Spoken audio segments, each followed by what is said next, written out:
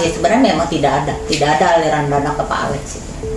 Mantan Gubernur Sumatera Selatan, Alex Nurdin, kembali menjalani pemeriksaan sebagai tersangka dalam kasus dugaan korupsi proyek pembangunan Pasar Cinde. Pemeriksaan intensif ini dilakukan oleh tim penyidik pidana khusus Kejaksaan Tinggi Sumsel selama 5 jam pada Rabu, 16 Juli 2025. Kepala Seksi Penerangan Hukum, Kasipenkum, Kejati Sumsel, Fanny Yulia Ekasari, mengonfirmasi bahwa pemeriksaan terhadap Alex Nurdin merupakan bagian dari proses pendalaman penyidikan. Pemeriksaan dimulai pukul 9 WIB dan berakhir sekitar pukul 14 waktu Indonesia Barat. Dalam kurun waktu tersebut, penyidik mengajukan sekitar 40 pertanyaan kepada Alex. Fanny menyebutkan, salah satu fokus pemeriksaan kali ini adalah penelusuran aliran dana biaya perolehan hak atas tanah dan bangunan, BPHTB, yang berkaitan dengan proyek tersebut.